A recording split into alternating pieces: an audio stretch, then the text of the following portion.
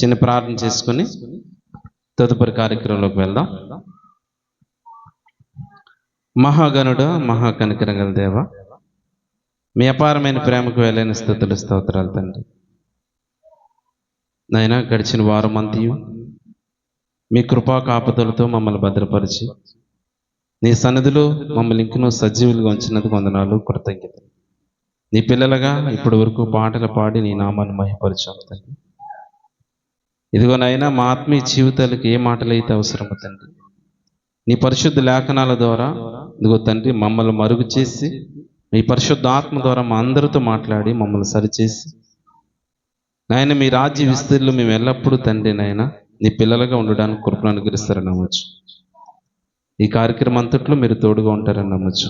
మీ ఆత్మ సహాయాన్ని అర్జిస్తూ మా ప్రభు రక్షకుడైన యేసుక్రీస్తు ప్రశస్తమైన నామములో అడుగు వేడుకొని పొందుకొని ఉన్నాం తండ్రి, ఆమేన్. ప్రియమైన దేవుని వారలారా, దేవుడు ఇచ్చిన అవకాశాన్ని దేనిని కూడా మనం తృణీకరించుకోరాదు. ఎందుకంటే దేవుని యొక్క శక్తి మానవులుగా మనకు అర్థం కావాలి.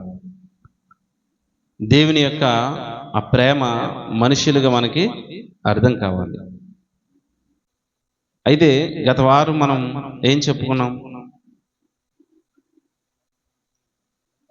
పునరుద్ధానం గురించి చెప్పుకున్నాం. అయితే పునరుద్ధానం అనగా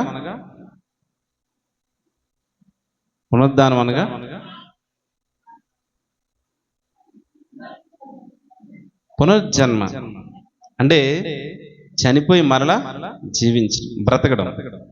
ఎగ్జాంపుల్, హాస్పిటల్లో ఒక పెద్ద యాక్సిడెంట్ అయింది. ఎవరికి? అప్పన్న, మన సహోదరుడు అప్పన్నకి యాక్సిడెంట్ అయింది. యాక్సిడెంట్ అయ్యి బ్రతుకుతారు అనుకున్నారు ఎవరైనా? అంటే ఆయన ఎవరు కూడా బ్రతుకుతారని అనుకోలేదు. కానీ ఆయన మరలా దేవుడు మరొక అవకాశం ఇచ్చారు. అంటే ఇలా చాలా సందర్భాలు మనం చూస్తాం. అంటే బ్రతికి అంటే వారు చనిపోతారు అనుకుని వారు సజీవులుగా మళ్ళీ రావడం, ఈ శారీరకంగా ఆలోచిస్తున్నాం. అలాగే కొన్ని కుటుంబాలు చూస్తే ఎప్పుడు విచ్చలవిడిగా తాగుతూ భార్య భర్తలు కొట్టుకుంటూ తిట్టుకుంటూ రోజు అల్లర్లతో కూడుకున్న ఆ కుటుంబాలు ఒక్కసారిగా వారు మంచిగా మారిపోవడం, సమాజంలో మంచిగా ఉండడం, అంటే ఆ పాత జీవితాన్ని విడిచిపెట్టి వారు మరలా ఇంక తాగుడన్నిటికి స్వస్తి చెప్పి వారు నూతనంగా జీవించడం. అంటే ఈ విధంగా వారు ఒక స్థితి నుంచి మరొక స్థితిని పొందుకోవడం. అలా మనకి ఏంటంటే క్రైస్తవులుగా మన నిరీక్షణ ఏంటంటే, ఇదిగో మనం యేసుక్రీస్తునందు మృతి పొంది నిత్య జీవాన్ని మనం మరలా ఆ నిత్య రాజ్యాన్ని మనం పొందుకుంటాము. అంటే పునరుద్ధానము అంటే శాశ్వతమైన జీవితం పొందాలంటే యేసుక్రీస్తును మరణించి తిరిగి లేవాలన్నదే బైబిల్ యొక్క కాన్సెప్ట్గా మనం చూస్తాం. అయితే ఈరోజు మనం మరి రక్షణ నిరీక్షణ గురించి కొన్ని విషయాలు మనం పరిశీలన చేద్దాం. ఇందుకే రక్షణ అంటే ఏంటి? రక్షణ అంటే ఏంటి చెప్పాల? రక్షణ అంటే ఏంటి? రక్షింపబడ్డాడు, రెండు ఒకటే కదా.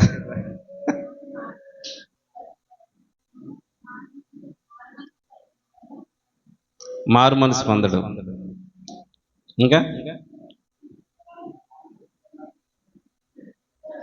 అంటే జనరల్గా బయట ఎగ్జాంపుల్ ఏంటి? రక్షణ అనేది ఏంటి? ఏదైనా ప్రమాదం నుంచి కాపాడబడడం, తప్పించబడడం. ఉదాహరణకు బైక్ యాక్సిడెంట్ వచ్చింది, కానీ క్షణాల్లో మనం సేఫ్ అయ్యామంటే రక్షింపబడ్డాం అక్కడ. అలాగే అనేక, అంటే ఇందాక మనం చూసాం అప్పన్న విషయం, కానీ లేదంటే అంటే ఏదైనా ఒక అలా ఏదైనా ఒక పాము వెళ్ళింది అనుకోండి, ఆ పాము మనల్ని కాటేస్తుందేమోననేసి దాని నుంచి రక్షింపబడ్డామని, లేదా ఒక క్రూర మృగాల నుంచి రక్షింపబడ్డామని. ఇలా అంటే రక్షింపబడడం అంటే ఏంటంటే ఒక ప్రమాదం నుంచి తప్పింపబడడం.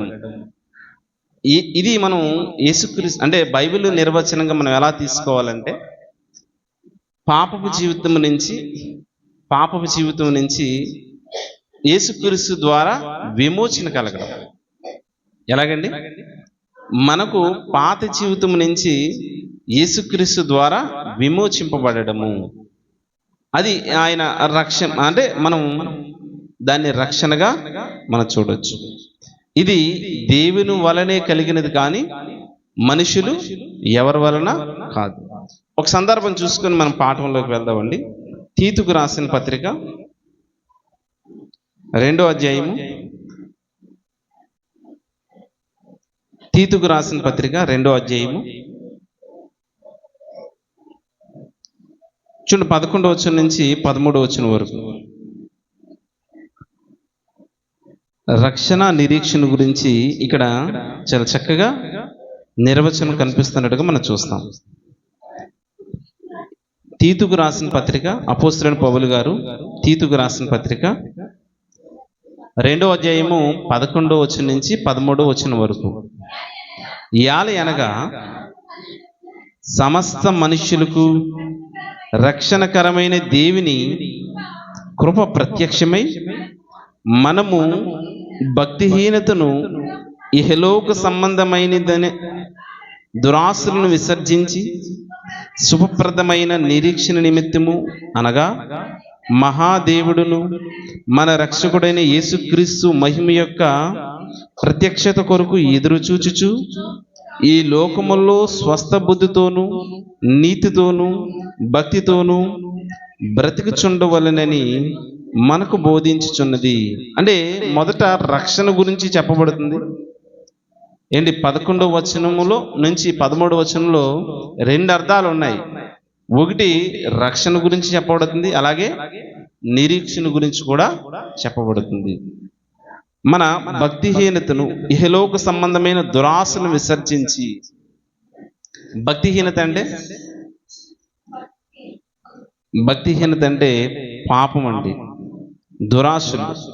శుభప్రదమైన మన ఇహలోక సంబంధించిన భక్తిహీనతను అనగా మన సమస్త మనుషులను రక్షణకరమైన దేవుని కృప ప్రత్యక్షమై, అంటే యేసుక్రీస్తు ప్రభుల వారు భూమి మీద అవతరించి మన భక్తిహీనతను ఇహలోక సంబంధమైన దురాశలను విసర్జించి శుభప్రదమైన నిరీక్షణ నిమిత్తము అనగా మహాదేవుడును మన రక్షకుడైన యేసుక్రీస్తు మహిమ యొక్క ప్రత్యక్షత కొరకు ఎదురు చూడాలి. అంటే మొదట రాకడలో ఆయన ఈ భూమి మీదకి వచ్చి సర్వమానవాళిని ఆయన రక్తము ద్వారా, ఆయన బలి ద్వారా, ఆయన ప్రాణ త్యాగం ద్వారా మనల్ని విమోచిస్తున్నట్టుగా మనం చూస్తాం. ఏంటి అర్థమైంది? అంటే యేసుక్రీస్తు అంటే ఇది దేవుడే కలుగు చేశాడు, మనుషులు ఎవరి వలన కాదు ఇది. అయితే మన పాత జీవితం ఏంటి? మనం ఎలా బ్రతుకుతున్నాం? ఒకప్పుడు మనము దేవుడంటే ఎరగక, దేవుడంటే తెలుసా మనకు? ఒకప్పుడు అంటే దేనినైనా ఆరాధించేవాళ్ళం, దేంట్లోనైనా దేవుని చూసేవాళ్ళం.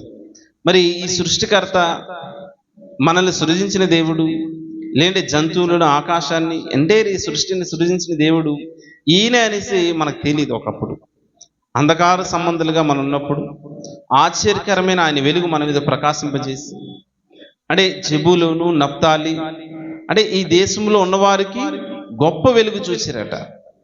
యేసుక్రీస్తు ప్రభుల వారు పరలోక రాజ్యం సమీపిస్తుందని బోధ ప్రారంభిస్తూ అక్కడ మత్తయి సువార్తలో ఏం జరుగుతుంది? జెబూలూను, నఫ్తాలి, అంటే యోర్దాను నది అవతల ఉన్నవారు గొప్ప వెలుగు చూచిరి. అంటే వీరందరూ చీకటిలో ఉన్నారు. చీకటి అనగా అంటే వారికి తెలియని వారుగా ఉన్నారు. అపోస్తలుడైన పౌలు గారు కూడా ఎథెన్సు పట్టణంలో ఆయన ప్రసంగిస్తూ ఏం మాట్లాడతారండి? మీరు తెలియబడని దేవుడు అని ఒక ఆరాధిస్తున్నారు కదా, సో ఆ దేవుడు గురించి నేను చెబుతున్నాను అనేసి వారికి చెప్పుకుంటూ వస్తూ యేసుక్రీస్తు ప్రభుల వారి గురించి చెప్తూ ఉండడం మనం చూస్తాం. అంటే ఈ గొప్ప వెలుగు ఈ మన పైన ప్రకాశింపజేసినప్పుడు ఆ వెలుగుకు మనం అంతా కూడా ఏం చేస్తామంటే మన మనస్సులు మార్చుకున్నాం. అయితే రక్షణ గురించి కొన్ని వచనాలు మనం పరిశీలించేద్దాం.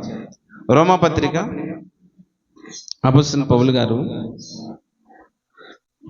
రోమాపత్రిక 3వ అధ్యాయం 23వ వచనం నుంచి 24వ వచనం వరకు.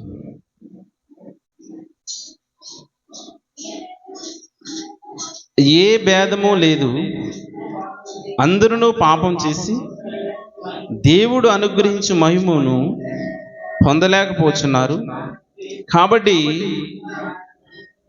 ఆ నమ్మువారు ఆయన కృపచేతనే క్రీస్తు యేసునందలి విమోచనము ద్వారా నీతిమంతులుగా తీర్చబడుచున్నారు. ఎలా తీర్చబడుతున్నారండి?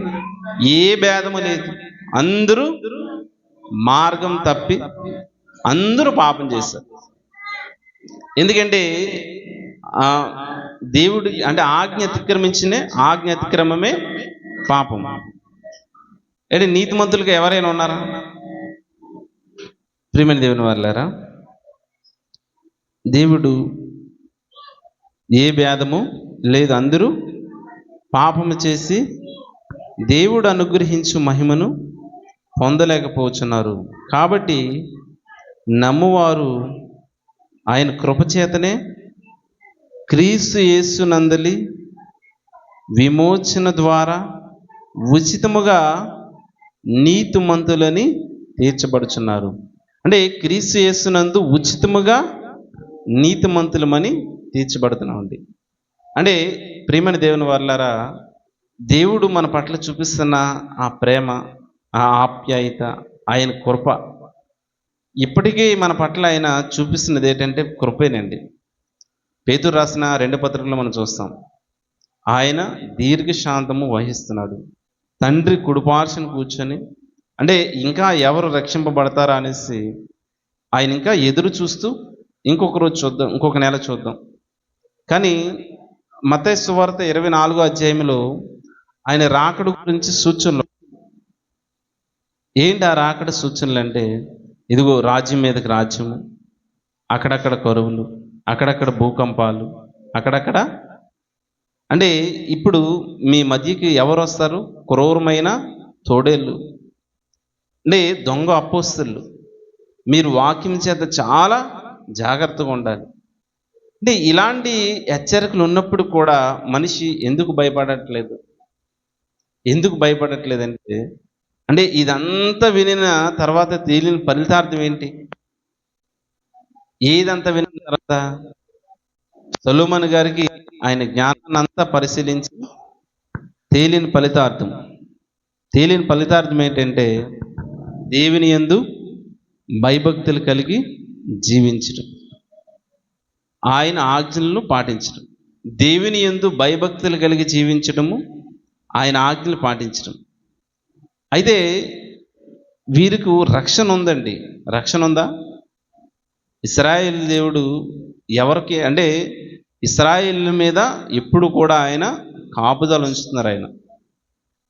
ఆయన నమ్మలేనప్పుడు అన్ని దేశస్తులకు వారిని బానిసలుగా చెరలోని కొన్ని రోజులు వారిని అలా ఉంచుతున్నట్టుగా మనం చూస్తాం. వారు వెంటనే మారు మనసు పొందితే, అంటే ఇది ఎవరికి చేసిన ప్రమాణం అంటే అబ్రహాముకి చేసిన ప్రమాణం. ఇదిగో నీ జనులు నేను ఏం చేస్తానంటే వారిని ఐగుప్తికి బానిసలుగా పంపిస్తాను. నా మాట వినకపోతే అన్ని దేశాలకి వారిని అప్పగిస్తాను. కానీ వారు విని వెంటనే వారు పశ్చాత్తాపడితే వెంటనే వారి నుంచి విడిపిస్తాను. ఈ సిచ్యువేషన్ మనం ఎక్కడి నుంచి చూస్తామంటే, అది అబ్రహాం దగ్గర నుంచి ఇస్సాకు వీరు ఐగుప్తికి వెళ్ళిన దగ్గర నుంచి మరలా విడిపించడం, యెహోషువ తర్వాత వీరు న్యాయాధిపతులు పరిపాలించిన తర్వాత మరలా ఒక్కొక్క న్యాయాధిపతి అంతమైపోయిన తర్వాత వీరు ఏం చేస్తారంటే దేవుని మర్చిపోతారు. యెహోషువ కాలంలోనే దేవుడిని వారు ఏం చేస్తారంటే మర్చిపోతారు. అలా మర్చిపోయినప్పుడు యెహోషువ ఏమంటారంటే, నేను నా ఇంటి వారును యెహోవాను సేవించదుము. మీరు ఎలా పోయినా మీ ఇష్టం. దేవుడు మిమ్మల్ని ఎలా కాపాడారన్నది మీరు జ్ఞాపకం ఉంచుకోండి. దేవుడు మీకు ఎలా ఉపదేశించాడు అనేది మీకు జ్ఞాపకం ఉంచుకోండి. కానీ మీరు ఒకవేళ నమ్మకపోతే మీ ఇష్టం. అది నేను మాత్రం, నా ఇంటి వారు మాత్రం యెహోవాను సేవిస్తాము.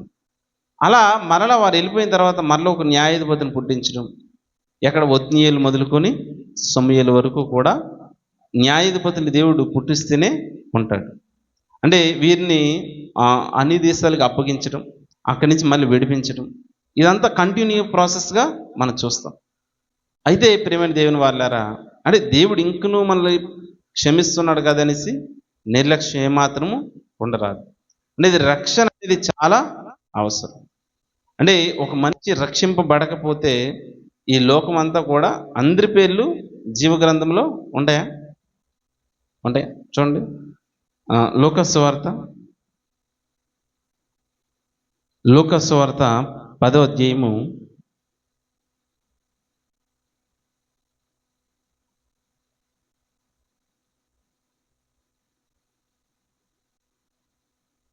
10వ అధ్యాయము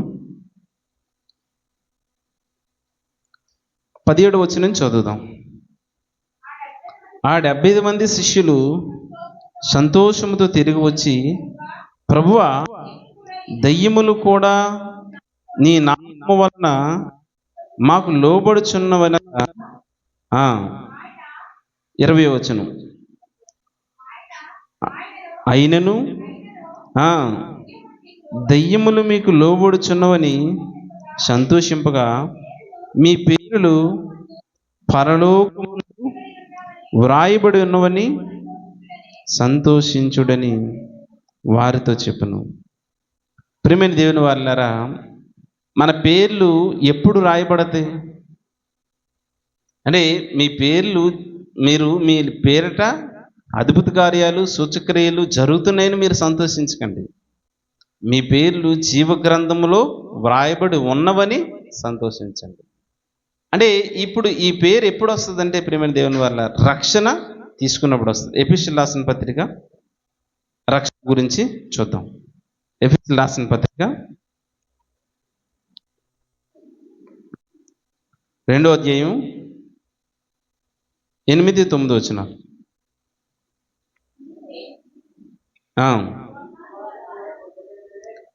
మీ విశ్వాసం ద్వారా చేతనే రక్షింపబడి ఉన్నారు. అంటే ఇది దేవుని వరమే. విశ్వాసము ద్వారా కృప చేతనే రక్షింపబడి ఉన్నారు. ఇది మీ వలన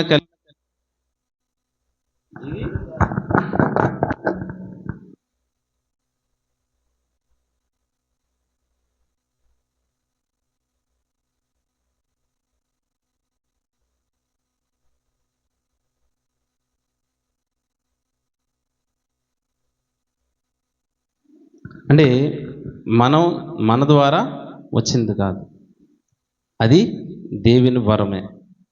ఎందుకు అవుతున్నారు? ఓకే, మరి రక్షణ అనేది యేసుక్రీస్తు ద్వారా ఎలా వస్తుంది? యేసుక్రీస్తు ద్వారా విమోచించడం, అది బాప్తీసం తీసుకోవడం ద్వారా వస్తుంది. ఈ రక్షణ యొక్క దశలు మనం చూసినట్లయితే చూడండి, యోహాను సువార్త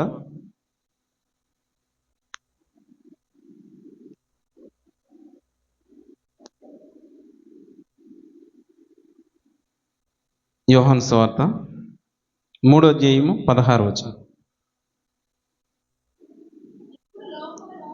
దేవుడు లోకమును ఎంతో ప్రేమించును కాగా ఆయన తన అద్వితీయ కుమారునిగా పుట్టిన వాని యందు విశ్వాసమించు ప్రతి వాడును నశింపక నిత్య జీవం పొందినట్టు ఆయన అనుగ్రహించెను. లోకము తన కుమారుని ద్వారా రక్షణ పొందుటియే కానీ,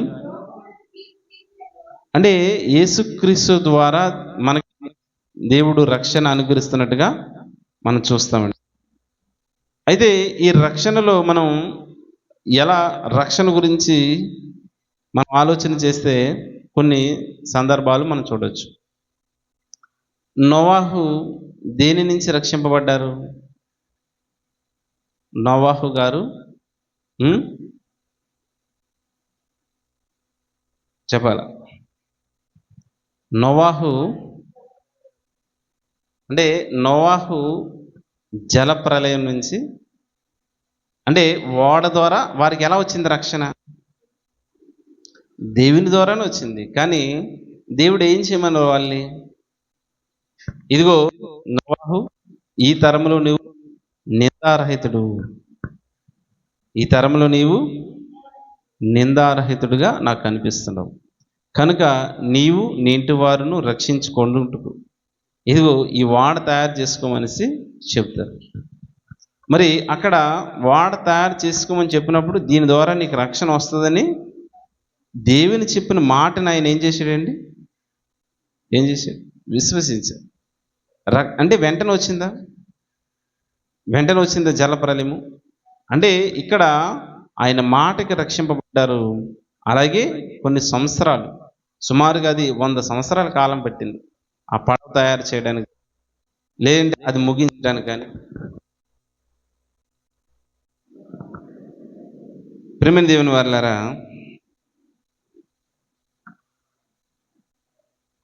మరొకటి, ఇశ్రాయేలీలు ఐగుప్తు నుంచి వారు విమోచింపబడడం, వారు రక్షింపబడడం. అలాగే రాహాబ్ అనే వేశ్య ఎక్కడి నుంచి రక్షింపబడుతుంది? ఇశ్రాయేల్ నుంచి రక్షింపబడుతుంది. అంటే ఎరుకో పట్టణం మీద ఖచ్చితంగా అప్పటికే విశ్వాసాన్ని బట్టి దేవుని మాటలు, ఆ సమాచారం విన్న రాహాబ్ అనే వేశ్య, అయ్యో వీరు ఎర్ర సముద్రాన్ని దేవుడు 2 పాయలుగా చేశాడట వీరి దేవుడు. అలాగే మరి అక్కడున్న పెద్ద పెద్ద దేశాలని యుద్ధం చేసి మా మీదకు వచ్చారు, ఇప్పుడు మేము వారి దగ్గర ఏ పాటి వారము, వాళ్ళ దేవుడు గొప్పవాడనేసి ఆ మాట ఆవిడ కూడా విశ్వాసం బట్టి రక్షింపబడుతున్నట్టుగా మనం చూస్తాం. 2వ అధ్యాయం 6వ అధ్యాయంలో ఆ సంబంధించి ఉంటుంది. అంత మాత్రమే కాదు, ఏంటి ఇంకా దానియేలు గారు సింహాల గుహలో నుంచి వేసేసిన నా దేవుడు నన్ను రక్షిస్తాడు.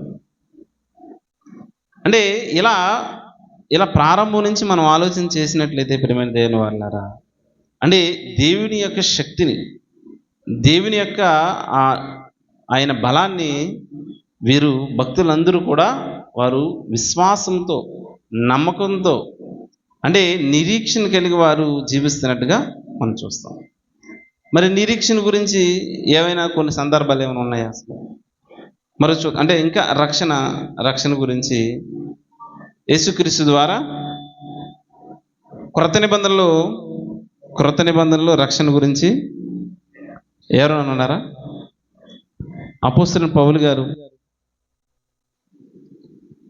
పౌలు గారు రక్షింపబడడం, అంటే పాత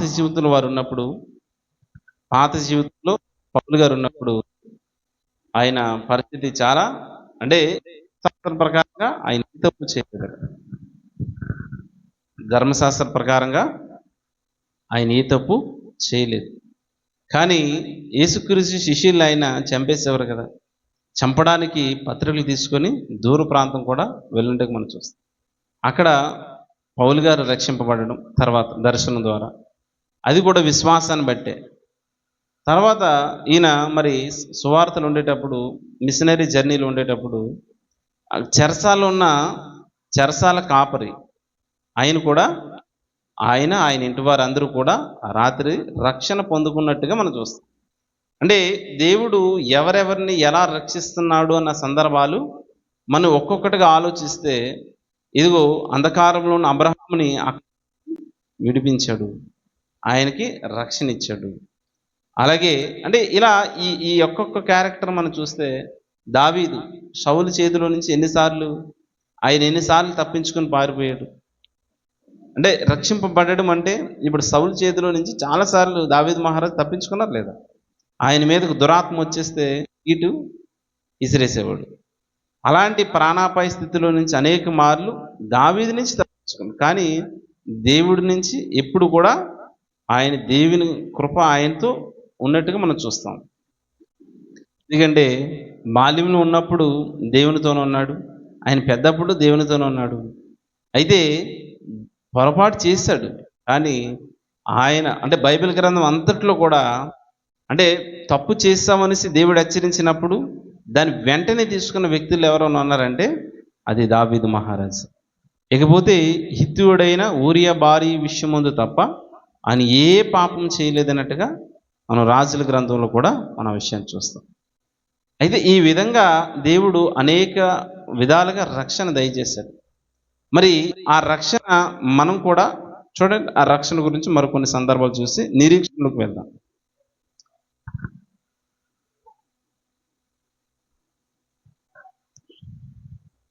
రోమపత్రిక 8వ అధ్యాయం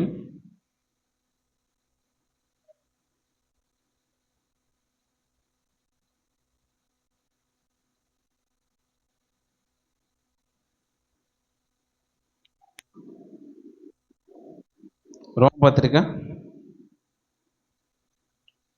ఫస్ట్ 5వ అధ్యాయం 8వ.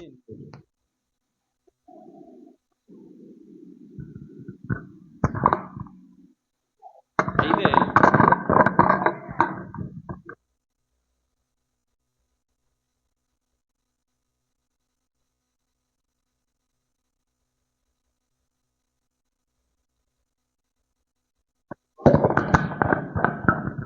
క్రీస్తు మన కొరకు అంటే క్రీస్తు మన కొరకు చనిపోయాను. అలాగే 8వ అధ్యాయము 30వ. మరియు ఎవరిని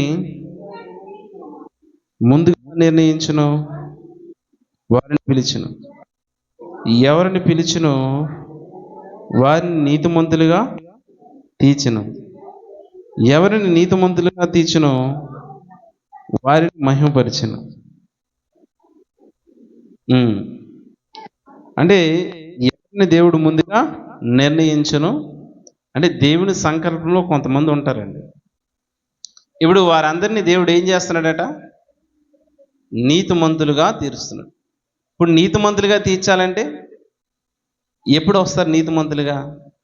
ఎప్పుడైతే బాప్తీసం తీసుకుంటామో అప్పుడు మనం పరిశుద్ధులుగాను నీతిమంతులుగాను ఆయన వాక్యం వలన చేస్తున్నట్టుగా మనం చూస్తాం.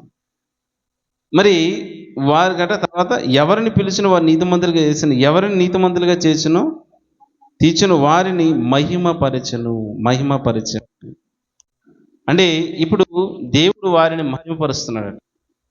ఎలా మహిమపరుస్తున్నాడు? ఆయన పరిశుద్ధ రక్తం ద్వారా. ఇప్పుడు ఈ నిరీక్షణ మనమందరం నిరీక్షణతో, ఇప్పుడు నిరీక్షణ అంటే దేవుడు యేసుక్రీస్తు ద్వారా ఆయన రక్తము ద్వారా మన అందరినీ రక్షిస్తున్నాడనే విషయాన్ని మనం గమనిస్తున్నాం. యేసుక్రీస్తు ద్వారా మనల్ని రక్షిస్తున్నాడు అన్నది మనం గమనించాము. ఇప్పుడు రక్షణలోకి వచ్చిన మనము ఎలాంటి నిరీక్షణ కలిగి ఉండాలి? వేరే ఏ విధంగానే ఉందా రక్షణ? అంటే శరీరానికి సంబంధించిన కాదండి ఈ రక్షణ. దేనికి సంబంధించినది? ఆత్మకు సంబంధించినది. ఇప్పుడు ఆధ్యాత్మిక మన జీవితం బాగుండాలి అంటే ఈ భూమి మీద బ్రతుకు అలాగే ఆధ్యాత్మికమైన బ్రతుకు బాగుండాలి అంటే యేసుక్రీస్తుని విశ్వసించాలి, సొంత రక్షకుడుగా మనం అంగీకరించాలి. అలా అంగీకరించిన తర్వాత మనము ఆయన రాజ్యంలో చేర్చబడతాం. మన పేర్లు జీవ గ్రంథంలో రాయబడతాయి. అలా రాయబడిన వారు మరి చేసే ప్రతి దాన్ని కూడా దేవుడు ఏం చేస్తాడట? లెక్కిస్తాడు. ఎప్పుడైతే మనం రక్షణలోకి వస్తున్నామో, రక్షణలోకి వచ్చిన మరుక్షణమే దేవుడు ఏం చేస్తాడు? మనం చేసే చూడండి ఆ మాట, మలాకీ గ్రంథము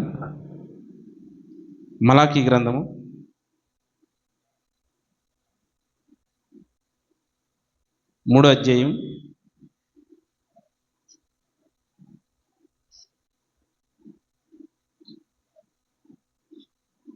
16వ.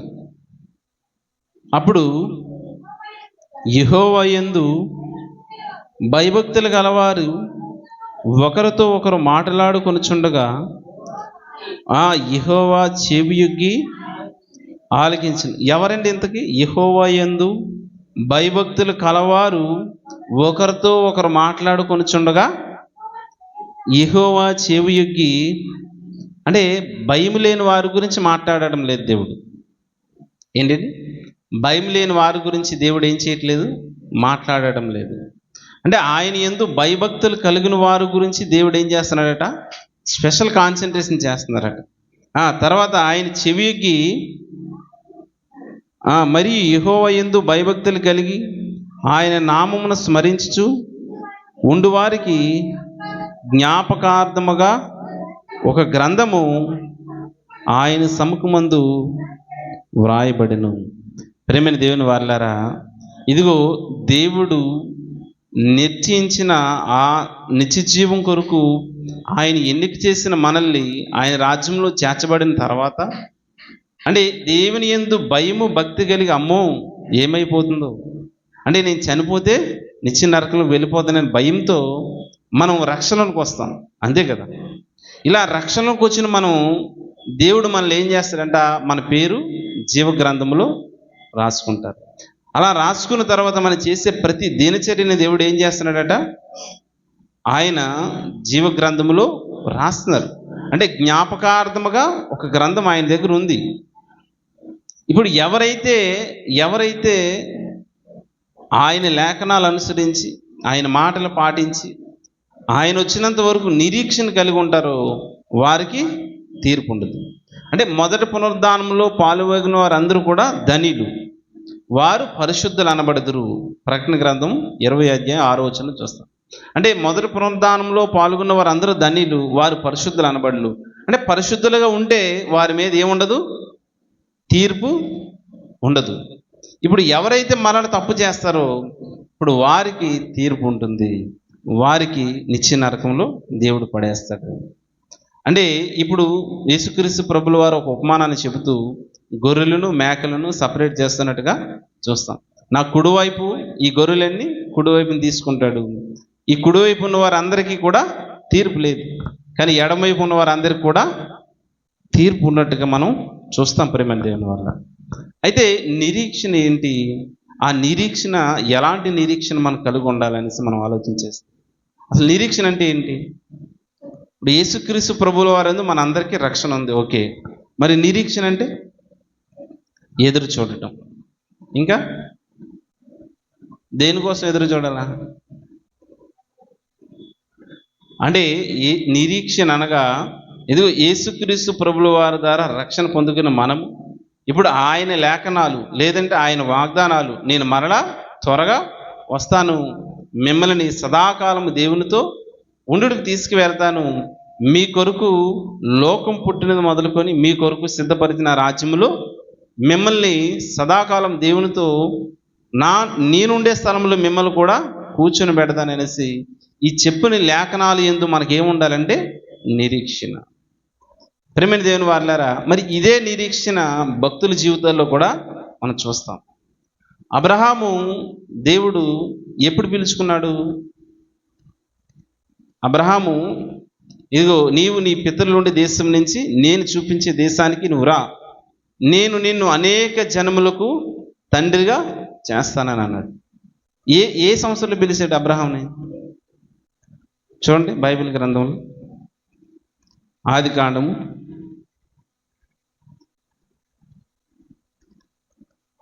ఆదికాండము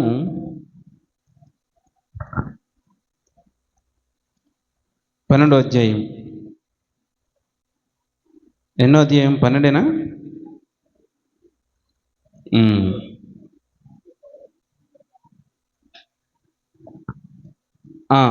అబ్రహాము ఎన్నో వచ్చును?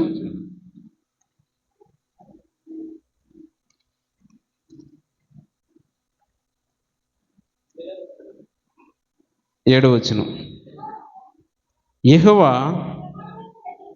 అబ్రహామునకు ప్రత్యక్షమై నీ సంతానమునకు ఈ దేశం నిశ్చితనని చెప్పగా అతడుకు తనకు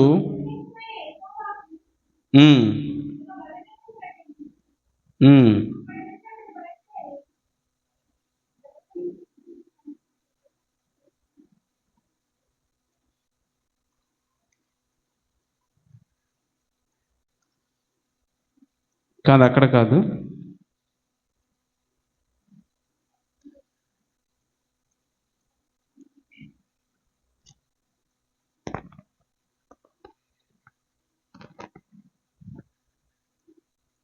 చాలా అంటే క్లియర్గా ఉంటుంది అక్కడ 4వ వచనం నుంచి. యెహోవా అతనితో చెప్పిన ప్రకారము అబ్రహాము వెళ్ళెను, లోతు అతనితో కూడా వెళ్ళెను. అబ్రహాము హారాను నుండి బయలుదేరినప్పుడు 70 ఏండ్లు ఈడుగలవాడు. అంటే 70 ఏండ్లు ఈడుగలవాడు అంటే 75 ఏండ్లు ఈడుగలవాడు. అంటే 75 సంవత్సరాల కాలంలో అబ్రహాముని దేవుడు పిలుస్తున్నాడు. ఓకే, అయితే మరి అబ్రహాము 17వ అధ్యాయంలో చూడు, అబ్రహాముకి దేవుడు ఏం చెప్తున్నాడు? అబ్రహాము 90 ఇప్పుడు 75 ఏండ్లు ఈడులో వచ్చినప్పుడు అబ్రహాము ఏమంటున్నాడు? దేవుడు 75 సంవత్సరాల వయసు వచ్చినప్పుడు నీ సంతానాన్ని ఇసుకరేణి వలె విస్తరింపజేస్తారనేసి చెప్పారు. అబ్రహాముకి ఏ సంవత్సరంలో పిల్లలు పుట్టారు? 100వ సంవత్సరంలో అబ్రహాముకి పిల్లలు పెట్టారు. అంటే ఇప్పుడు ఎన్ని సంవత్సరాలు ఆయన ఎదురు చూశాడు పిల్లల కోసం? 25 సంవత్సరాలు ఎదురు చూశాడు. మరి ఈ 25 సంవత్సరాలు కూడా దేవుడు అబ్రహాము నాకు ఇస్తాడు అనేసి ఒక నిరీక్షణ కలిగి ఉన్నాడు. అంటే అలాగే యోసేపు గురించి మనం చూస్తే, ఇప్పుడు యోసేపుకి బాల్యంలోనే ఏమొస్తున్నాయి? కళలు వస్తున్నాయి. బాల్యంలోనే కళలు వస్తున్నాయి. ఇప్పుడు ఈ కళల్లో ఏంటి భావాలు చూస్తే, అన్నలు అంటే ఈ 12 గోత్రాల వారిని సూచిస్తూ, ఇప్పుడు అన్నలు త్రుంచే ఆ వెన్నులు యోసేపు వెన్నులకి మొరుకుతున్నట్టుగా చూస్తాం ఒకటి. తర్వాత ఆకాశ నక్షత్రాలు 12 నక్షత్రాలు సూర్యచంద్రుడు కూడా ఎవరికి మొక్కుతున్నట్టుగా చూపిస్తాం? యోసేపుకు మొక్కుతున్నట్టుగా చూస్తాం. అంటే ఈ కళల్లో ఉన్న భావం ఏంటంటే, భవిష్యత్తులో దేవుడు యోసేపుని హెచ్చిస్తానని, ఒక రాజ్యానికి ఒక రాజుగా నియమిస్తాననేసి అంటే ఆయన కళల ద్వారా చూపిస్తున్నాడు. అది యోసేపుకు వచ్చిన కళ ఇప్పుడు బాల్యంలో వచ్చింది, కానీ అది నెరవేరింది ఎప్పుడు? చాలా సంవత్సరాలు ఉంది కదా. అంటే యోసేపు అన్నలు ఐగుప్తుకి అమ్మవేయడం, ఐగుప్తులో ఆయన ఇబ్బందులు పడడం, చెరసాల్లో ఉండడం, ఇలా అనేక ఇబ్బందుల మధ్య తర్వాత దేవుడు ఆయన సింహాసనం మీద మరలా ఆయన్ని హెచ్చిస్తున్నట్టుగా చూస్తాం. కానీ ఎక్కడ విశ్వాసాన్ని కోల్పోయినట్టుగా మనం చూడలేదు. యోసేపు గారు ఎక్కడ విశ్వాసం కోల్పోలేదు. ఆయన మరణిస్తూ కూడా ఏం చెప్తున్నాడు? ఇదిగో నిశ్చయముగా దేవుడు మనల్ని ఇక్కడి నుంచి విడిపిస్తాడు. అబ్రహాముతో దేవుడు అదే చెప్పాడు, ఇసాకుతో దేవుడు అదే చెప్పాడు, మా నాన్నగారైన యాకోబుతో కూడా దేవుడు అదే చెప్పాడు, నిశ్చయంగా దేవుడు మనల్ని ఇక్కడి నుంచి విడిపిస్తారు. కానీ ఈ మాట సుమారుగా చెప్పిన తర్వాత అక్కడ మొత్తం ఆల్మోస్ట్ చూస్తే 430 ఏండ్లు వారు అక్కడే ఉన్నారు. కానీ వారందరూ కూడా ఇదిగో నిరీక్షణ కలిగి ఉన్నారు. ఎలాంటి నిరీక్షణ? దేవుడు మమ్మల్ని విడిపిస్తానన్నాడు, మా పితరులకు ఇచ్చిన మాట ప్రకారం మమ్మల్ని విడిపిస్తాడు, మా దేవుడు గొప్పవాడు, మా దేవుడు సజీవుడు. అంటే ఈ మాటలు ఏంది వారు విశ్వసిస్తున్నారా? అంటే అంత మాత్రమే కాదు, దావీదు మహారాజుని ఎప్పుడు అభిషేకించాడు? రాజుగా సమూయేలు ద్వారా బాల్యంలో ఉన్నప్పుడు అభిషేకించాడు. అంటే చిన్న కుర్రాడు దావీదు మహారాజు. కానీ మరి అభిషేకించిన వెంటనే ఆయన రాజు అయ్యాడంటే, అభిషేకించిన వెంటనే ఆయన రాజు అవ్వలేదు. కానీ రాజు దేవుడు నమ్మదగిన వాడనేసి దావీదు మహారాజు నమ్మాడు. అలా నమ్మిన తర్వాత చూడు, సౌలు చనిపోయిన తర్వాత అప్పుడు ఈయన కొన్ని సంవత్సరాలు, మొదటి 7 సంవత్సరాలు హెబ్రోనులో, ఆ తర్వాత మరలా యూదులందరూ కూడా ఆయన పిలిచినప్పుడు యోధా అంటే యెరూషలేముకి వచ్చి ఆయన మిగతా కాలం అంతా కూడా అక్కడ పరిపాలిస్తున్నట్టుగా మనం చూస్తాం. అయితే బైబిల్ గ్రంథం అంతటికి ఇచ్చే నిర్వచనం ఏంటంటే, అంటే నిరీక్షణ యొక్క నిర్వచనం ఏంటంటే, ఇదిగో యేసుక్రీస్తు ప్రభుల వారు మన దగ్గరకు వచ్చి, ఇదిగో ఆయన ద్వారా మనకి విమోచన కలిగిస్తాను, నేను మీకు నిత్యజీవాన్ని ఇస్తాను, నేను మరలా వస్తాను, మిమ్మల్ని ఆ రాజ్యంలో తీసుకువెళ్తాను అనేసి ఆయన లేఖనాలు చెప్తున్నాడు. కొన్ని లేఖనాలు మనం చూద్దాం. చూడండి,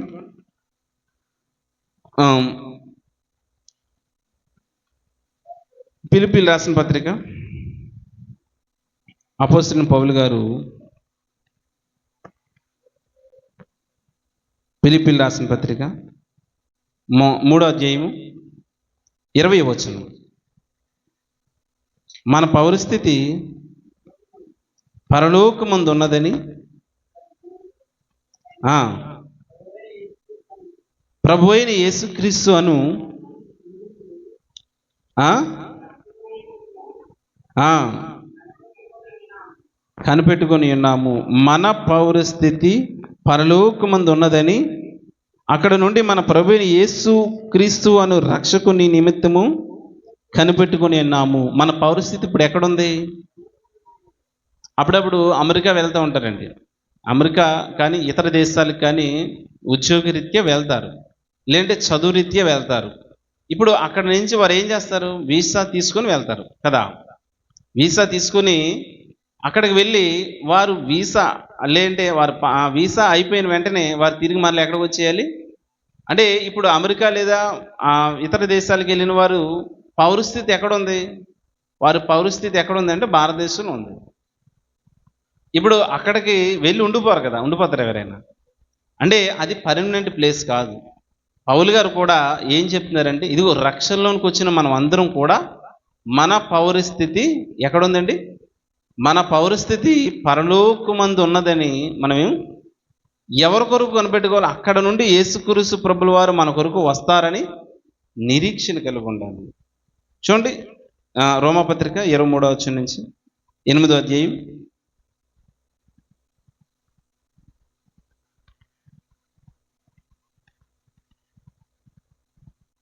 23వ వచనం నుంచి. అంతేకాదు ఆత్మ యొక్క మా ప్రథమ ఫలము నొందిన మనము కూడా దత్తపుత్రత్వము కొరకు, అనగా మన దేహము యొక్క విమోచన కొరకు కనిపెట్టుచు మనలో మనం మూలుగుచున్నాము. యాలి అనగా మనము నిరీక్షణ కలిగిన వారమై రక్షింపబడితిమి. నిరీక్షింపబడినది కనబడినప్పుడు నిరీక్షణతో ఇక పని ఉండదు. తాను చూచుచున్న దాని కొరకు ఎవడ నిరీక్షించును? మనం చూడని దాని కొరకు నిరీక్షించిన ఎడల ఓపికతో దాని కొరకు కనిపెట్టవలను. అంటే ఏంటి? ఇస్తానన్నది కనిపించే దానికంటే, ఇప్పుడు మనకి ఇస్తానన్నది ఏంటి? దేవుడు ఏమి ఇస్తానంటున్నాడు? నిత్య జీవం ఇస్తానంటున్నాడు. అంటే పరలోక రాజ్యం, దేవునితో సదాకాలం ఉండడానికి. అది మన కంటితో చూసేది కాదు, కళ్ళతో చూసేది. మనం ఈ కళ్ళతో మనం చూడలేము. అంటే ఆ రాజ్యాన్ని మీకు ఇస్తాననేసి ఆ మాటలు, అంటే ఇది ఏదో శారీరక సంబంధమైనది ఇస్తానన్న దాని గురించి అయితే మీరు ఆశ పెట్టుకొని పోవాలి. మనం చూసేదట, మనం చూడని దానిని కొరకు నిరీక్షించిన ఓపుకతో దాని కొరకు కనిపెట్టదము. అంటే మనం ఆ రాజ్యం మన కళ్ళతో చూడలేదు. ఇప్పుడు మన ప్రభు దాన్ని ఇస్తానంటున్నాడు. దాని కొరకు మనం ఏం చేయాలట? ఓపికతో ఎదురు చూడాలి. తెస్సలోనికీయులకు రాసిన మొదటి పత్రిక 4వ అధ్యాయము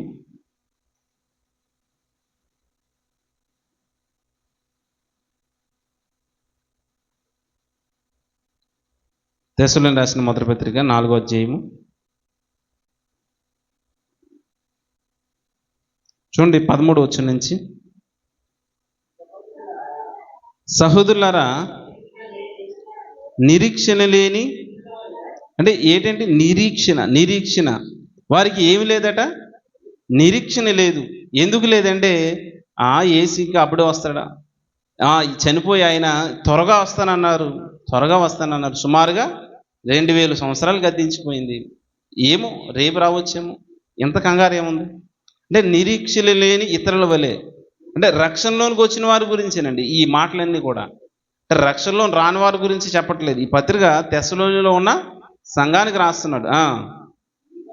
సహోదరులారా, మీరు నిరీక్షణ లేని ఇతరుల వలె మీరు దుఃఖపడకుండా నిమిత్తము నిద్రించుచున్న వారి గురించి మీకు తెలియకుండా మాకు ఇష్టం లేదు.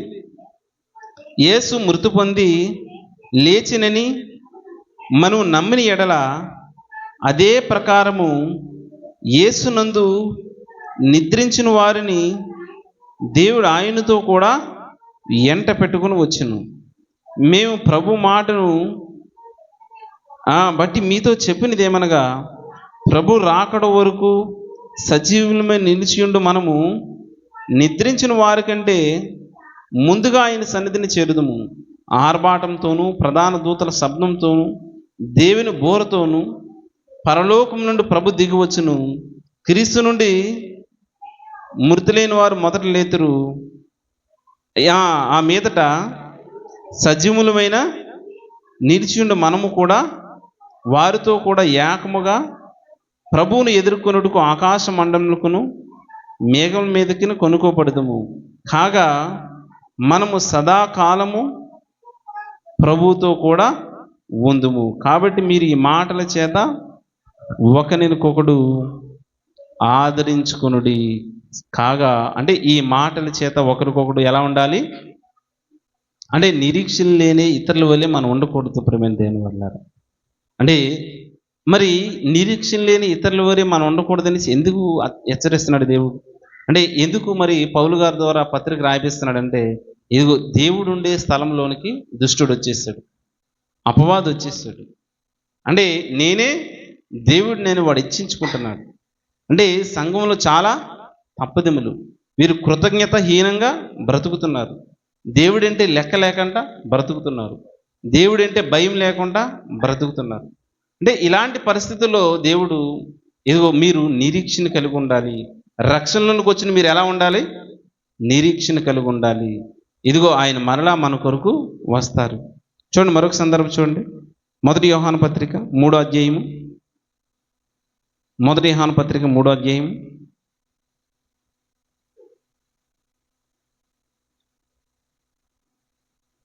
3వ వచనం నుంచి, ఆయన యందు ఈ నిరీక్షణ పెట్టుకున్న ప్రతి వాడును ఆయన పవిత్రుడు ఉన్నట్టుగా తను పవిత్రునిగా చేసుకును.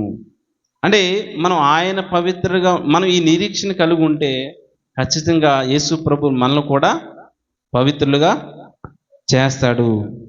తిమోతి రాసిన 2వ పత్రిక 4వ అధ్యాయము 8వ వచనం, నా కొరకు ఇక మీదట నా కొరకు నీతి కిరీటం ఉంచబడింది. ఆ దినమందు నీతి గల న్యాయాధిపతి అయిన ప్రభు అది నాకు మాత్రమే కాకుండా తన ప్రత్యక్షతను అపేక్షించు వారందరికీ అనగా అనుగ్రహించును. అంటే ఇది నా ఒక్కడికే కాదండి, ఇది మన అందరికీ దేవుడు అనుగ్రహిస్తాడు. ఆయన నాతో పాటు నేనుండే స్థలంలో మీరు కూడా కూర్చుండి పెట్టేదను అనేసి లేఖనం చెబుతుంది కదా. అంటే ఈ నిరీక్షణ అంటే భక్తులు ప్రారంభం నుంచి ఉందండి. అబ్రహాం దగ్గర నుంచి వారికి అదే నిరీక్షణ కలిగి ఉంది. అబ్రహాం గారికి మొదట ఏమి నమ్మాడు? ఇదిగో అబ్రహాం దేవుడు చెప్పిన ప్రకారంగా తన కుమారుడిని ఇస్తాడని నిరీక్షణ కలిగి ఉన్నాడు. కుమారుడిని ఇచ్చిన తర్వాత ఈ నిజంగా జీవము గల దేవుడు అంటే మృతులు పునరుద్ధానంకి తెలియజేస్తూ, అంటే బలి ఎందుకు కోరాడంటే, ఇదిగో మృతులకు పునరుద్ధానం ఉంది, నీకు వాగ్దానం చేసే ఈ దేశం కాదయ్యా, నాతో యుగయుగాలు ఉండడానికి ఆ రాజ్యం కొరకు నువ్వు ఉండాలనేసి అబ్రహాంతో దేవుడు చెప్తున్నట్టుగా మనం చూస్తాం. అదే మాదిరిగా యేసుక్రీస్తు ప్రభుల వారు కోట్ చేస్తూ అసలు మృతుల పునరుద్ధానం గురించి నేను అబ్రహాం దేవుడును, ఇస్సాకు దేవుడును, యాకోబు దేవుడును అన్న మాట మీరు చదవలేదా? ఆయన సజీవులకి దేవుడు తప్ప మృతులకి దేవుడు కాదనేసి మీరు చదవలేదనేసి అంటే ఆయన కోట్ చేస్తున్నారంటే అప్పటికే వారందరూ చనిపోయారు కదా, కానీ వారు జీవిస్తున్నట్టుగా యేసుక్రీస్తు ప్రభుల వారు చెప్తున్నారు. అంటే వారు సజీవులుగా ఉన్నారు. అంటే ఈరోజు మనం కూడా యేసుక్రీస్తు ప్రభుల వందు నిద్రించిన మనము ఎలా ఉండాలండి? ఎలా ఉండాలి? సజీవులుగా ఉండాలి. సజీవులుగా ఉండాలంటే ఏం చేయాలి? సజీవులుగా ఉండాలంటే ఏం చేయాలి? ఇదిగో దేవుని ఆజ్ఞను పాటించాలి. ఆజ్ఞ అతిక్రమమే పాపం చేసిన వాడికి వచ్చే జీతం మరణము. అంటే మొదట మనకి నిరీక్షణ అంటే మొదట మనకి రక్షణ ఉండాలి. ఇప్పుడు రక్షణ వచ్చిన తర్వాత ఏముండాలి? నిరీక్షణ కలిగి ఉండాలి. ఇప్పుడు దేవుడు రక్షిస్తాడులే, ఏదో జరుగుతుందిలే, ఎక్కడో యుద్ధం జరుగుతుంది, ఇక్కడ మనకేమవుతుంది? యాక్చువల్గా ఏమనుకుంటారంటే ప్రమాదం ఫస్ట్ ఏంటంటే, ఎక్కడో అమెరికాలో కదా వరదలు వస్తున్నాయి, ఎక్కడో ఆస్ట్రేలియాలో కదా వరదలు వస్తున్నాయి, ఎక్కడో సిరియాలో కదా భూకంపాలు వస్తున్నాయి అని అనుకున్నారు. అలా అనుకుంటాం కూడా మనం కూడా వార్తలు చూసి, కానీ మన దగ్గరికి ఎప్పుడు వస్తుందో మనకు తెలియదు. అలాగే ఎక్కడో విశాఖపట్నం ఉదుత్ తుఫాను వచ్చినప్పుడు సముద్రం ఆనుకొని ఉంది, అయినా అది చాలా ఎత్తైన అంటే కొండ ప్రాంతం కదా, ఉదుద్దు అందుకే విశాఖపట్నానికి వచ్చింది. లేదంటే అక్కడంతా డ్రైనేజీ మొత్తం ఎక్కువగా పొల్యూట్ అయిపోతుంది, అండర్ గ్రౌండ్ పొల్యూషన్ ఎక్కువ ఉందనేసి, దానివల్ల అక్కడ తుఫాన్ వచ్చిందనేసి అప్పుడు ఏమన్నారంటే చెన్నైలో ఉన్నవారు అనుకున్నారు, సంతోషించారు. చెన్నై ప్రాంతం అంటే చాలా దూరం కదా, మాకు విశాఖపట్నం చాలా దూరం అనుకున్నారు. అలా అనుకున్న సంవత్సరం రోజుల్లోనే అక్కడ సంవత్సరం 2 సంవత్సరాలు అనుకుంటా చెన్నై ప్రాంతం అంతా మునిగిపోయిందండి. చెన్నై అంటే మనం ఊహించం, ప్రమాదం ఎక్కడో జరుగుతుందని అనుకుంటాం, కానీ మన దగ్గరికే ఎప్పుడు వస్తుందో తెలియదు. కనుక మనం ఎల్లప్పుడూ ఏం చేయాలి? సిద్ధంగా ఉండాలి, దేవునికి ఒబే అవుతూ ఉండాలి. ప్రేమైన దేవుని వారలారా, దేవుడు నమ్మదగిన వాడు, దేవుడు సజీవుడు. అంటే ఆయన మృతులకి దేవుడు కాడు. మన దేవుడు చూడు, ఎన్నో సజీవ సాక్ష్యాలు ఉన్నాయి. బైబిల్ గొప్పదే అని చెప్పడానికి, బైబిల్ నిజమైన దైవ గ్రంథం అని చెప్పడానికి ఎన్నో సజీవ సాక్ష్యాలు ఉన్నాయండి. ఉన్నాయా లేదా?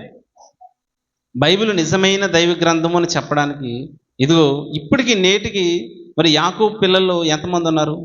యాకోబుకి 12 మంది. రూబేను, సిమియోను, లేవి, యోధా, ఇలా ఇస్సాకారు, జబూలేను, నఫ్తాలి, ఇలా మొత్తం 12 మంది యాకోబు పిల్లలు. అయితే అందులో యోధా గోత్రం ఉందా లేదా? అంటే మరి ఆ యోధా గోత్రంలో ఇప్పటికీ ఇజ్రాయేల్ ఉన్నారా? మరి అందులో ప్రపంచ ధనవంతుడు, అమెరికా కూడా సాయం చేసే వ్యక్తి ఎవరైనా ఉన్నారంటే అది ఎవరు? Elon Musk. ఆయన ఏ గోత్రానికి సంబంధించినవాడు అంటే యోధా గోత్రానికి సంబంధించినవాడు. మరి ఇప్పటికీ సజీవ సాక్ష్యం ఉంది కదా. అంటే బైబిల్లోని ఎన్నో ఆధారాలు, ఎన్నో హిస్టారికల్ చరిత్ర ఎవిడెన్సెస్ ఉన్నాయి, ఆర్కియాలజికల్గా. అంటే బైబిల్ ఇంత చరిత్ర ఉండేటప్పుడు మనం ఎందుకు నమ్మలేకపోతున్నాం అంటే ఆ బైబిల్ యొక్క ఉనికిని తీసుకురారండి. చూడండి, ఇప్పుడు మనం ఎర్ర సముద్రంలో ఫరో యొక్క రథాలన్నీ ఎర్ర సముద్రంలో మునిగిపోయేసి అవి నేటిగా ఉన్నట్టుగా చెప్తున్నారు, కానీ దాన్ని న్యూస్లో ఇస్తూ ఉంటారా? తక్కువ వస్తూ ఉంటాయి. కనుక ప్రియమైన దేవుని పిల్లలారా, బైబిల్ మరి చాలా ఉన్నతమైన గ్రంథం, పరిశుద్ధమైన గ్రంథం. చాలా అంటే మన బ్రతుకు జీవితాలను కట్టుకోవడానికి, మన బ్రతుకు జీవితాలు మార్చుకోవడానికి, అసలు మనం ఎలా ప్రార్థన చేయాలి, ఎలా అంటే మనం పరిశుద్ధంగా జీవించాలి, మన కుటుంబాలు ఎలా కట్టుకోవాలి, ఇలా అనేక విషయాలు బైబిల్ గ్రంథంలో ఉంటున్నట్టుగా మనం చూస్తాం ప్రియమైన దేవుని వల్ల. కనుక ప్రతి ఒక్కరూ కూడా ఏముండాలి? మనందరికీ రక్షణ నిరీక్షణ కలిగి ఉండాలి. ఇప్పుడు రక్షణ మన పాపములను క్షమించబడి పవిత్రమైన జీవితాలను తెలుస్తుంది, భవిష్యత్తులో వచ్చే మహిమ కొరకు. అలాగే ఈ జీవితంలో రక్షణ అనేది ఏంటండి? రక్షణ అనేది మన పాపపు జీవితాన్ని, లేదంటే పాత జీవితాన్ని విడిచిపెట్టి కొత్త జీవితాన్ని దేవుడు యేసుక్రీస్తు ద్వారా అనుగ్రహిస్తున్నాడు. రక్షణ అంత మాత్రమే కాదు, ఈ రక్షణ నిరీక్షణ ద్వారా దేవుడు మనకి పొందబో ఆ బహుమానం ఉందనేసి, ఈ భూమి మీద బ్రతికితే ఆ రాజ్యాన్ని పొందుకుంటామనేసి. ఇప్పుడు ఈ లేఖనాలన్నీ మనం నమ్మితే మన ఆధ్యాత్మిక స్థితి ఇంకను ఎలా ఉంటుందంటే చాలా బలంగా ఉంటుంది, ఆధ్యాత్మిక స్థితి ఇంకా మెరుగుగా ఉంటుంది. అంటే ఎక్కువగా లేఖనాలు చదవాలి, ఎక్కువగా దేవుడికి సమయాన్ని కేటాయించాలి. ఈ లోకంలో ఎంత సంపాదించినా ఏ సంపాదన మనతో రాదండి. అంటే అందరూ చెప్తున్నట్టుగా డబ్బు అవసరం లేదని కాదు, కానీ డబ్బు బ్రతకడానికి అవసరమే, కానీ డబ్బే జీవితమైన బ్రతకూడదు. మరి అలా చాలామంది కోట్లు సంపాదించి మరి ఆ డబ్బుతో ఏమైనా వారు తీసుకుని వెళ్తున్నారంటే లేదు కదా. మరణించిన తర్వాత ప్రతి ఒక్కరూ రాసేది ఏంటంటే ఇదిగో రెస్ట్ ఇన్ పీస్, అంటే నీ ఆత్మ దేవుడు చేర్చుకొను కాక. అంటే మరణించిన తర్వాత కదండి ఆలోచించడానికి. అందుకే దేవుడు ఒక సజీవమైన సాక్ష్యాన్ని దేవుడు బైబిల్ గ్రంథంలో చూపిస్తున్నాడు, రాయించాడు దేవుడు. ఇదిగో ధనవంతుడి జీవితాన్ని, లాజరు జీవితాన్ని దేవుడు ఏం చేయించాడండి? రాయిపిస్తున్నాడు. ఇదిగో మరణించిన వారు మరణించిన తర్వాత ఎక్కడికి వెళ్ళిపోయిన తర్వాత అక్కడి నుంచి అవకాశం లేదని చెప్తున్నాడు. ధనవంతుడు ఏంటి? నరకంలో పడిపోయి తండ్రి అయిన అబ్రహామా అంటే మమ్మల్ని విడిపించు, లేదంటే నీ దగ్గర ఉన్న లాజరు చిటికినేటు గోటు ద్వారా ఒక చుక్క దాహం వేసి సరిపోతుంది. అసలు నీరేంటి? అసలు నీరు అంటే దాహం తీర్చడానికి అడుగుతున్నాడు. అక్కడ దాహం అంటే ఏంటి? అంటే చుక్క నీటితో దాహం అంటే జీవజలము అనగా వాక్యము. ఆయన దాహం ఏంటంటే అక్కడ వాక్యం గురించి ఆలోచిస్తున్నాడు. బ్రతుకున్నంతసేపు ఆలోచించలేదు, అక్కడికి వెళ్ళి ఏం చేస్తున్నాడు? చనిపోయిన తర్వాత అయ్యో నా కుటుంబం, నాకు మొదట వాక్యం కావాలి. చూడండి, మామూలుగా జనరల్గా ఆలోచన, చనిపోయిన వాళ్ళ గురించి పక్కన పెడదాం. బ్రతుకున్న వారు యాక్సిడెంట్ అయిపోయింది అనుకోండి, ఏ కాళ్ళు చేయలు పడిపోయి అనుకోండి, వాడికి ఏ ఆప్షన్ లేదనుకోండి, అప్పుడే దేవుడు గుర్తొస్తాడు. మరి బ్రతుకున్నంతకాలం స్పీడ్ ఎంతలో వెళ్తుందండి బండి? 70, 80, 90, 120. మరి వెళ్ళి దాన్ని గుద్దేసిన తర్వాత, కాళ్ళు చేతులు పడిపోయిన తర్వాత మూల నుండి అప్పుడు దేవుడు దేవుడు దేవుడు అంటారు. మరి బ్రతుకున్నంతకాలం దేవుడు జ్ఞాపకం లేడు. అలాగే ధనవంతుడు కూడా తన జీవితాన్ని విచ్చలవిడిగా, అంటే తను వేసుకునే బట్టలతో సహా దేవుడు రాయిపిస్తున్నాడంటే, అంటే అతను ఎంత హెచ్చించుకొని బ్రతికాడు ఒకసారి ఆలోచించండి. అంటే అలా ఆ సజీవమైన సాక్ష్యాన్ని దేవుడు బైబిల్ గ్రంథంలో రాయిపిస్తున్నాడు. చూడు, లాజరు ఎంత తగ్గించుకొని జీవించాడు. మరి వాటి యొక్క చరిత్ర మనం చూద్దాం. కనుక మరణించిన తర్వాత, అంటే లోకం అనుకుంటున్నట్టుగా, లోకం ఏమనుకుంటుందంటే, ఇది మేము ఎక్కువ మంది దేవుడు మిమ్మల్ని అని రిక్వెస్ట్ చేస్తే చేర్చుకుంటారేమో అని అనుకుంటున్నారు. అలా చేర్చుకోవడం ఉండదండి. ఈ భూమి మీద ఎవరైతే రక్షణలోనికి వస్తారో, అంటే రక్షణలోనికి వచ్చిన తర్వాత ఎవరి పేరైతే జీవగ్రంథంలో రాయబడుతుందో, అలా రాయబడిన తర్వాత ఎవరైతే నీతిమంతులుగా బ్రతుకుతారో, ఎవరైతే పరిశుద్ధులుగా బ్రతుకుతారో, వారు మాత్రమే దేవుడు ఆ నిత్య రాజ్యాన్ని పొందుకోవడం జరుగుతుంది. దీని కొరకు అనేక సందర్భాలు దేవుడు బైబిల్ గ్రంథంలో రాయించాడు. మరిన్ని విషయాలు వచ్చేవారు మనం మాట్లాడుకుందాం.